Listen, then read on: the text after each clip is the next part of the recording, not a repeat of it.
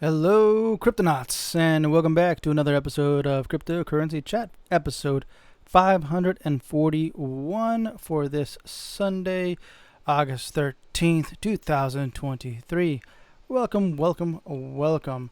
All right, switch on over here. All right, before we get started, I would appreciate if you guys hit that subscribe button, that like button, that follow button, all the buttons that you can to support the channel. That would be great. It is free. All you have to do is just click the little button and you're good to go.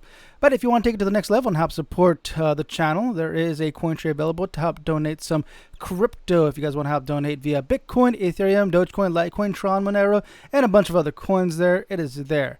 All right, also Bitcoin Lightning. Okay, and Nostr, follow us on Nostr, and Fountain.fm, probably one of the best ways to watch the pod or listen to the podcast on Fountain.fm to earn some free Satoshis. Yes, it is real Bitcoin for listening to the podcast. So follow us on Fountain, listen to the podcast, and earn Satoshis. And then if you want to donate via Bitcoin Lightning, there it is. It's right on the coin tree. There's PayPal, Patreon, Buy Me a Coffee, Spotify, and a bunch of other podcasting platforms that you can listen to the podcast. YouTube, Odyssey, Twitch, which we are live on Twitch right now. Hello, Twitch. All right. Let's see. Discord, if you guys want to follow us on Discord, that would be great. All right. And let's see here. That's pretty much it. All right.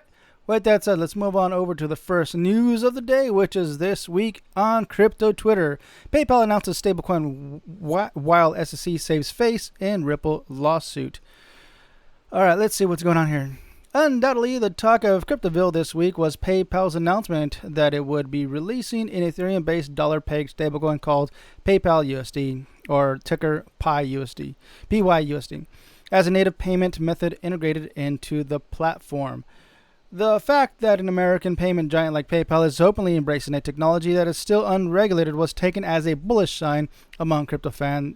The market response was cautiously optimistic, breaking 6 weeks of inertia. Crypto Twitter was ablaze with reactions to the news. Tron founder Justin Sun expressed some interest in hosting the coin on his blockchain. And there's a tweet from Justin Sun says, I cordially invite PayPal to consider issuing PYUSD on Tron, which is fast, secure, and cost-effective with 12 billion USD daily transactions. All right. Chinese blockchain journalist Colin Wu disseminated news that the Seychelles-based Huobi exchange is an early supporter of the project. And here's a tweet from Wu Blockchain. Huobi announced that it has become the first exchange in the industry to support the launch of PayPal's PYUSD stablecoin. All right. There was some concern over the smart contract function of the new token, but Carl Vogel, a partner at crypto VC firm 6MV, helped to allay any fears by explaining just how routine PayPal's new offering is. And here's a tweet from Crypto Carl replying, there are some unique challenges with launching a regulated stablecoin on multiple networks and networks that aren't Ethereum.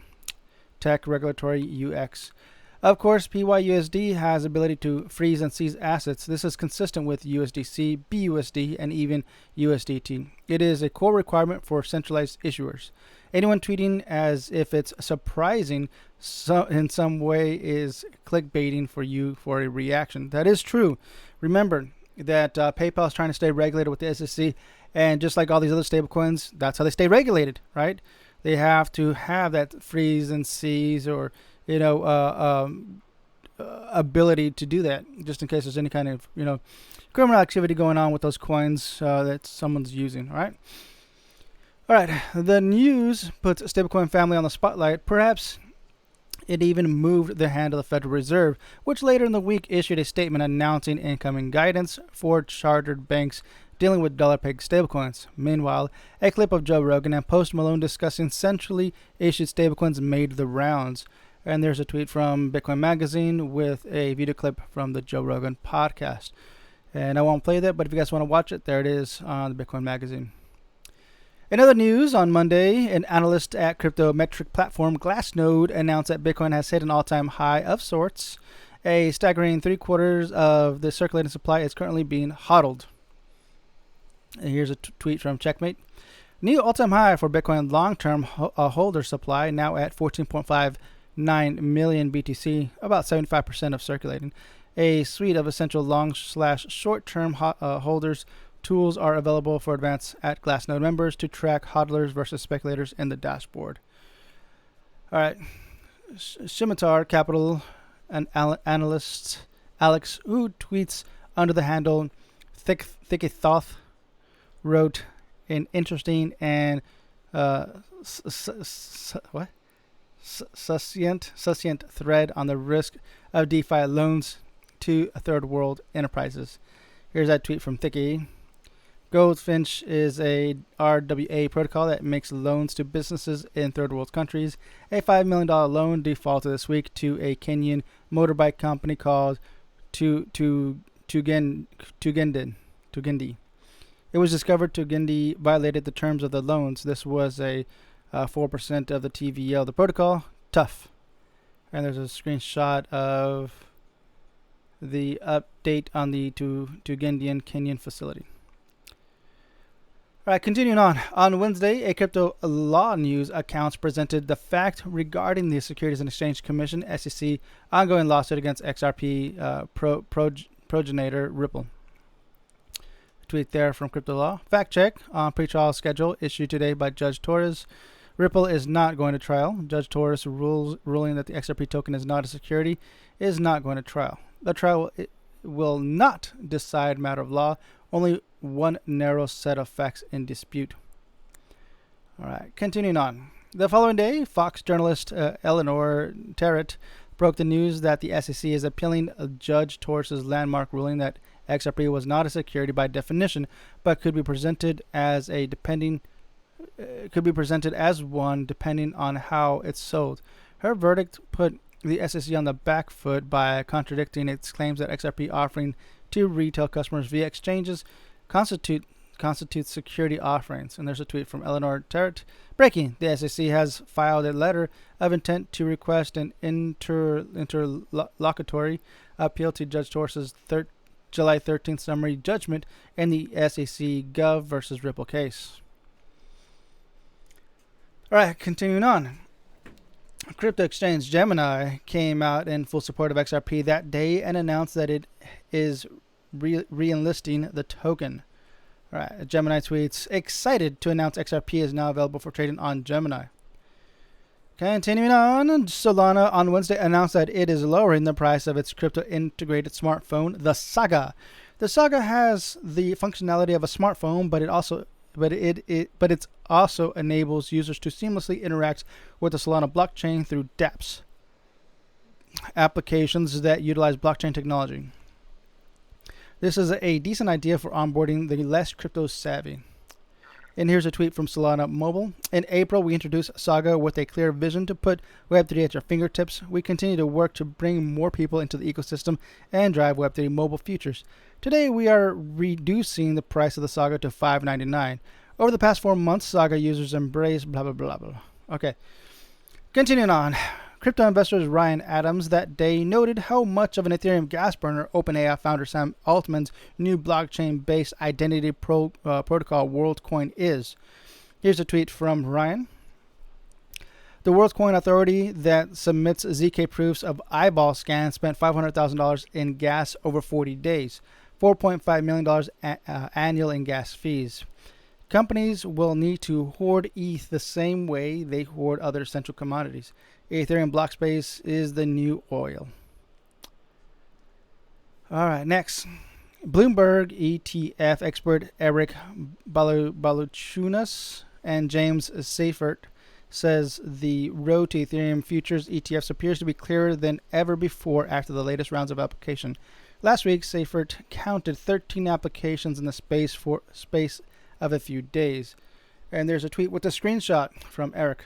In the past, SEC told Ether futures ETF filers to withdraw 5 to 6 days after the first filing hit. We are now on day 13th and no withdrawals. Not home free yet, but very good sign as we predict these will likely hit market in mid-October. And there's a ton of companies listing here. Waiting. Let's see, who do we have? Let's see, I can barely see that. We got Grayscale in there, Ether Strategy ETF, Bitwise, Ethereum Strategy ETF, Bitcoin and Ethereum Strategy ETF. Let's see. Valkyrie, Bitcoin, and Ethereum strategy ETF.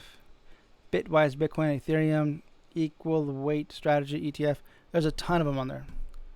It's crazy. It's going to happen, man. It's going to happen. Bellatunas also this week noted the high performance of crypto-related equity ETFs this year. And there's a screenshot of even more. Crazy. This is a tweet from Eric. Every single one of the top 15 best performing equities ETFs this year's crypto-related WGMI leading the way with plus 227%. Finally attracting flows too. Although pretty modest considering the performance numbers. This is part of our monthly crypto ETF report via JSEF and Sir Yepity Yep. All right. Custody-friendly U.S. bank Custodia announced its launch on Friday. Custodia touts itself as a compliant bridge between digital assets and the U.S. dollar payment system. As a custodian of digital assets that can meet strictest levels of institution custody standards. And there's a tweet from Custodia. Custodia Bank is live. Last month, we began to serve external customers for helping us reach this milestone. Special thanks goes to our team, our investors, and all our partners, especially in the face of regulatory pressures on the digital asset industry. Finally, here's footage of disgraced FTX founder Sam Bankman-Fried nervously walking into the courthouse where he was later sent to jail for witness tampering. We've already covered reactions to it in a whole other crypto Twitter roundup. I gotta play this. Here we go. Let's see, I'm gonna pause it.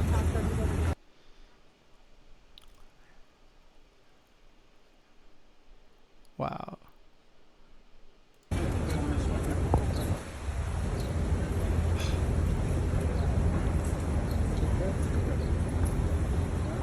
Wow. I was having a discussion over the weekend about this, and yeah, it should be like that. It has to be like that. You know, it's yeah. Let's move on to the next news. Here it is. A little more detail. Hope you enjoy prison. Crypto Twitter reacts as Sam Bankman-Fried's bail is revoked. Here it is. Crypto Twitter did not hold back Friday amid news that disgraced FTX founder and former CEO Sam Bankman-Fried's bail has been revoked. He was remanded to jail by a federal judge due to witness tampering and industry personalities impacted in some way by his alleged misdeeds let loose on the social media platform. Take that, you witness tampering, vegan, faking, money stealing, egotistical, delusional, coked up, fraudulent, orgy goblin, beanbag sleeping, self-entitled, stuck up, pudgy little twat waffles, cinnamon, what? Cinehamian venture partner Adam Cochran tweeted, "What? I hope you enjoy prison." What the heck? What the heck? Damn, that's harsh, man. SBF bail revoked because the dude cannot stop himself from cheating even to watch sports. Poetic, really? General counsel at Delphi Labs, Gabriel Shapiro said. Sam Bankman-Fried bail was revoked following an order by presiding New York U.S. District Judge Lewis Kaplan, who doubted that a gag order would be enough to keep Bankman-Fried from speaking to the media. Sucks for Sam. If the past is prologue, he will not see home for 15 to 30 years. Former pharmaceutical executive Martin Shkreli tweeted, "Played a high-stake games and wanted a shortcut. Doesn't work that way." Shkreli gained the Pharma Bro moniker in 2015 when he raised the price of the anti-malaria medication Domeprim by 4,000%. He was charged and convicted on 2 counts of security frauds and 1 count of conspiracy and released early from a 7-year prison sentence in 2022. Do you want to trust your hard-earned money to someone who can't tell the difference between right and wrong? Custodia Bank founder and CEO Caitlin Long tweeted. Do you think SBF even cares that he put at risk the bail posted by his parents, Stanford friends, and colleagues? That's true. See? In July, Bankman-Fried's attorney confirmed that he shared documents related to the former CEO and Alameda Research, Caroline Ellison, with the New York Times. Ellison was also a former romantic partner. Mr. Bankman-Fried entertained the reporters at his parents' home in Palo Alto and showed some portion of Miss Ellison's private writings. Judge Kaplan reported said, the U.S. said it was to intimidate her and others. The defense says it's about a First Amendment right. Bankman-Fried has also been accused of witness tampering using encrypted communication applications.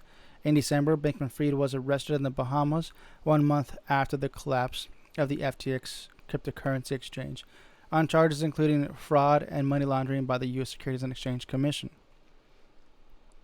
For some, Bankman-Fried being remanded into custody was a long time coming. This, given the extreme scale of his alleged crimes to the tune of billions of dollars worth of FTX customer assets. Nature's Healing economist Alex Kruger said. And some builders in the industry were not so long-winded in their assessment of this situation. Bitch, bye, tweeted Thunder Games CEO Des Dickerson, adding an emoji of a hand making a peace sign. And that is it. So there it is. We are done. That is the end of the chapter of Sam Bankman-Fried. Adios. I, for one, did not fall for the FTX scam. Never got into FTX, but I know that a lot of people did, and a lot of people got hurt. And yeah, this is justice. Well deserved. Next news. All right. Crypto exchange Bittrex agrees to pay $24 million to settle SEC lawsuit. Of course, that's what the SEC wants, right? You know, they try to do all these lawsuits and take all these companies to court just to get money, just squeeze money out of companies. You know, this is what's upsetting. Let's see what's going on here. Cryptocurrency exchange Bittrex has agreed to pay $24 million to settle a case with the United States Securities and Exchange Commission, the SEC, the regulator announced Thursday. The SEC said that the American exchange agreed to pay on a joint and several bases disgorgement $14.4 million, prejudgment interest of $4 million, and a civil penalty of $5.6 million. The U.S. regulator hit Seattle-based Bittrex and its former CEO William Sihara with a lawsuit back in April alleging that the Seattle-based exchange had failed to register it as broker-dealer exchange and clearing agency. The agency alleged that Bittrex raked in at least $1.3 billion in illicit revenue between 2017 and 2022. And there's a tweet from the U.S. Securities and Exchange Commission. For years, Bittrex worked with tokens issuers to scrub their online statements of any indicia that they were investment contracts, all in an effort to evade the federal security laws. They failed, said Gubir S. Grewal, director of the SEC's Division of Enforcement, in a statement. As part of the settlement, Bittrex neither admitted nor denied the SEC's allegations. Bittrex is one of the smaller crypto exchanges in the United States, but it has been in trouble with regulators and American authorities since last year. In 2022, the exchange agreed to pay $29 million to settle enforcement cases with U.S. authorities for apparent violations of sanctions against countries including Iran, Cuba, and Syria. And in May, it filed the bankruptcy shortly after winding down its U.S. operations. The exchange said it was not economically viable to continue running the exchange in the current U.S. regulatory and economic environment. Yep, it was at that time when a bunch of other companies left as well. And I figured, they're just squeezing people to death. All these companies, they're yeah. It's frustrating, man. Like, SEC, just make the rules. Tell us what the regulations are. Tell us. You know, of course, it sounds like, according to this article, that the SEC didn't pay their taxes / fees, I guess. You know, maybe if they did that, maybe the SEC would be off their back. But I don't know. Obviously, they're saying that there's illicit activity going on. You know, that's probably the biggest deal there, of course. Okay, moving on to the last news article that we have. Visa trials Ethereum gas fee payments using cards. Yes, I did hear this earlier in the week too, last week. All right, let's see here. Payment solutions provider Visa has unveiled an experimental solutions on the Ethereum blockchain that enables users to pay gas fees using Visa credit or debit cards. The initiative aims to streamline the process of interacting with decentralized applications built on the Ethereum blockchain. According to the company, the trial helped set the stage for a more accessible and user-friendly approach to digital transactions. The successful test was conducted during the internal hackathon of the Ethereum Gurley testnet, a replica of the Ethereum mainnet's functionality designed for testing purposes. Following the publication of a deep dive report and self-custody crypto wallet at the end of last year, in which Visa researched the potential of auto payment on the Ethereum network. Traditionally, users need to acquire ETH from exchanges or on-ramp services and then transfer the coins to their wallets to cover fluctuating gas fees for transactions on the Ethereum mainnet or when transacting in stablecoins such as USDT or USDC. This often leads to overspending and the insufficient ETH balance, increasing the complexity of the user experience. Visa's technical team utilized the combination of cutting-edge technology to facilitate this experiment, including payment smart contract agreement, account abstraction, as well as the ERC 4337 standard. Account abstraction refers to a comprehensive concept that involves transforming a traditional crypto wallet into a smart contract wallet. This evolution goes beyond the conventional setup of a public and private key pair, offering enhanced capabilities such as glassless transactions, batch transactions, and social recovery. ERC 4337 in turn is an Ethereum standard that outlines a specific approach for implementing account abstractions within a cryptocurrency wallet.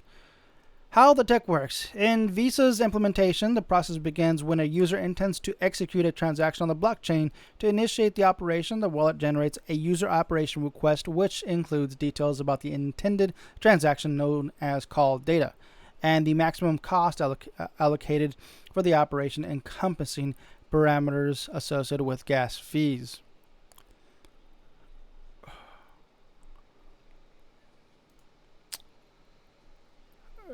Give me a second here.